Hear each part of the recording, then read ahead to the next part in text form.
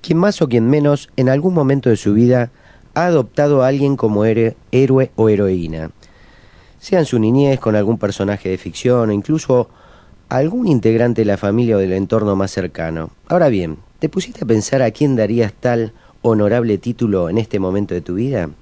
¿Y qué aspectos o valores pondrías en la balanza a la hora de elegirlo? De eso se trata de alguna manera lo que intentaron indagar un equipo de investigadores británicos de la Universidad de Newcastle. ¿Y qué descubrieron? Que no es suficiente con ser noble y hacer un acto valeroso para ser considerado un héroe. Sí, tal cual lo escuchan. Estudiando las reacciones de la gente ante 5 historias de heroísmo, han comprobado que los trabajadores de los servicios de emergencias, por ejemplo bomberos y policías, actuando fuera de su horario laboral, fueron juzgados con mayor exigencia que sus conciudadanos con otros oficios. Por ejemplo, en un escenario figurado, en el que un policía fuera de servicio detenía a 2 jóvenes que trataban de robar un automóvil y, como resultado de su acción, terminaba apuñalado en el pecho por uno de los delincuentes, el público consideró que el policía corrió un riesgo innecesario y recibió un pobre puntaje de admiración como héroe. Mientras que en otro escenario, en el que un oficinista rescataba a 2 niños y un bebé de la casa en llamas de su vecino, la gente percibió esto como un riesgo que sí valía la pena correr y le otorgó a este hombre un alto nivel de admiración como héroe.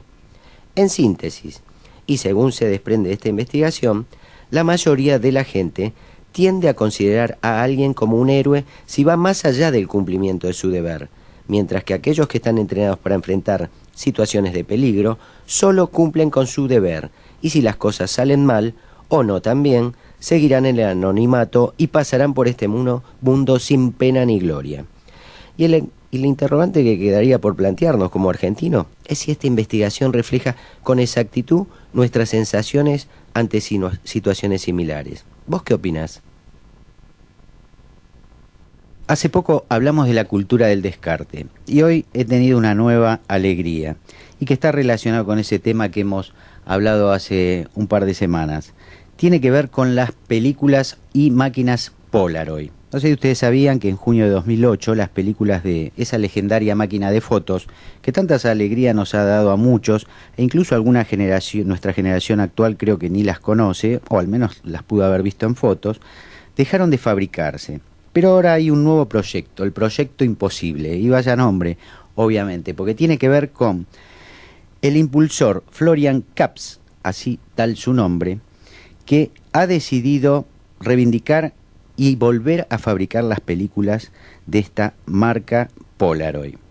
La idea surgió el mismo día del cierre de la fábrica de películas de la marca en Eindhoven, Holanda. Kaps, de 39 años, era uno de los invitados a la clausura porque gestionaba Polaroid.net, la mayor comunidad virtual de aficionados a este tipo de fotografía. Allí coincidió por casualidad con André Bosman, hasta entonces uno de los ejecutivos de la empresa, y pronto otra decena de trabajadores de Polaroid se embarcaron en el desafío de inventar un producto que tuviera las mismas características de la Polaroid. Pero a mí me recuerda algo muy especial la máquina Polaroid, que tiene que ver con algo parapsicológico. Seguramente ustedes habrán oído hablar muy poco de un tal Ted Serios, un señor que en la década del 60 y principios del 70 revolucionó a la parapsicología en Estados Unidos. Este señor decía tener la capacidad de poder fotografiar su pensamiento. Claro, hubo muchos parapsicólogos que decidieron investigarlos y uno muy especialmente, un tal Jules Eisenbut, un parapsicólogo y psicoanalista que quedó fascinado con estas fotografías del pensamiento que el señor Ted Serios podía plasmar en una placa fotográfica. ¿De qué manera? Le ponían una cámara Polaroid frente a su cabeza, él fijaba una especie de tubito, un cilindro muy pequeño de apenas 3 centímetros de diámetro o de largo y por 1 de diámetro frente a la cámara y decía que podía en ese momento pensar en algo que luego iba a ser plasmado en la placa fotográfica. Cuando se revelaba esta fotografía instantánea, que es la característica que tienen las máquinas Polaroid, aparecía la imagen que él decía que iba a fotografiar. Pues bien, pasaron años, se han publicado libros, artículos, decenas de conferencias sobre este señor, pero llegó el gran momento de descubrir el fraude. Y entre ellos tuvieron mucho que ver un tal James Randi, un ilusionista, Martin Gardner, otro reconocido ilusionista, y Percy Diaconis, que era, además de ilusionista, fotógrafo. Martin Gardner pagó una sesión para que Percy Diaconis pueda acompañarlo y ver en acción a este señor Tetzerio. ¿Qué hacía Tetzerio? En ese pequeño tubito, en ese pequeño cilindro, escondía, además de tener esa lente de aumento, una pequeña plaquita o negativo fotográfico que luego aparecería. Pues bien, yo hice la prueba y da exactamente el mismo resultado que lograba Tetzerios. No era nada de fotografía del pensamiento, simplemente un fraude. Bienvenida a la Polaroid y esperemos que los fraudes desaparezcan y solamente queden lindos recuerdos plasmados en estas máquinas. Si te gusta la música melódica, te cuento, ya tenés con quién compartirla o al menos quien te apoye en este magnífico gusto. Nada más y nada menos que nuestros primos, los chimpancés.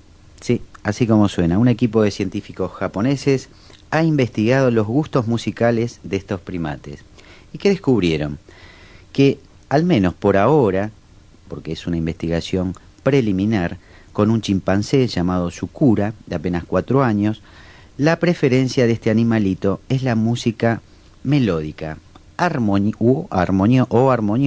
pero no la disonante. ¿Qué hicieron? ¿De qué manera lo descubrieron? Le colocaron una banda de tela en la muñeca de esta mona Sukura que iba conectada a un aparato de música, de forma que según movía de una u otra manera esta banda de tela, generaba una melodía armónica o disonante. Pues bien, después de mucho experimentar y tras varias semanas de investigación, descubrieron que la mona, en forma categórica, se inclinaba siempre por la música melódica. Siempre movía la mano de tal manera que pudiera escuchar esta música. Por lo tanto, si querés seguir escuchando música melódica, no te olvides de Sukura, que es un chimpancé que a él también le gusta.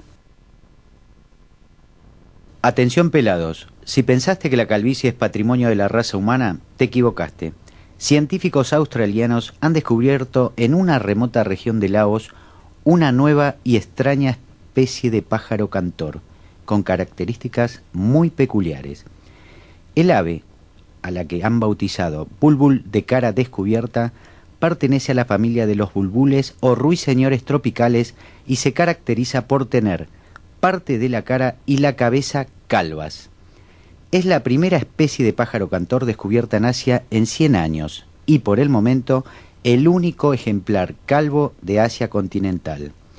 Este curioso pájaro tiene el tamaño de un zorzal común, de color verde oliva, con pecho claro y una cara sin plumas de tono rosa con piel azulada alrededor de los ojos, que se extiende hasta el pico, y una fina línea de plumas en el centro de la cabeza.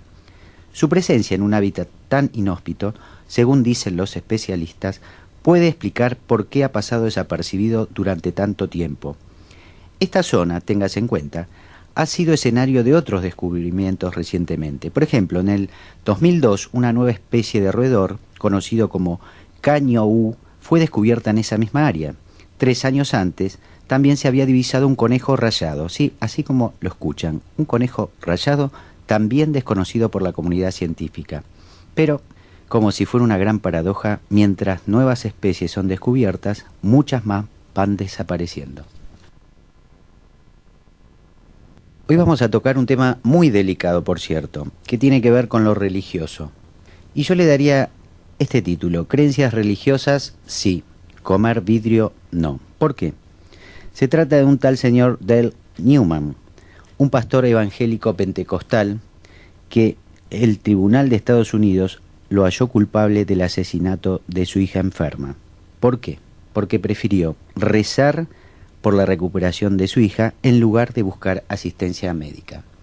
Y esto ocurre en muchas religiones. Sabemos, por ejemplo, que los testigos de Jehová muchas veces se niegan a una transfusión de sangre. Otras religiones también, por cuestiones de creencias, impiden que sus hijos puedan tener una atención como corresponde por un profesional, o ignoran la parte médica en absoluto para de esa manera dejarlos condenados a padecer o a sufrir una enfermedad que bien puede ser curada. Este señor Dale Newman, esto ocurrió en marzo del 2008, su hija tenía una enfermedad que era diabetes, si bien no estaba diagnosticada, ellos vivían en un área rural y a pesar de tener al alcance médicos profesionales de la medicina, de la salud, no recurrió a ellos. Pero lo interesante es que este pastor de una iglesia evangélica pentecostal, afirmó que si hubiese ido al médico habría colocado al doctor por encima de Dios. Esa fue la justificación que dio. Es más, afirmaba que pensaba que su hija sufría de gripe o algún tipo de fiebre y que no se había dado cuenta de cuán enferma está esta mujer o esta niñita, para ser más exacto. Pues bien, seamos cuidadosos y, como dije al principio, si quieren creer en una religión, en un Dios, crean, pero no dejen de consultar a su médico de cabecera, como diría la publicidad.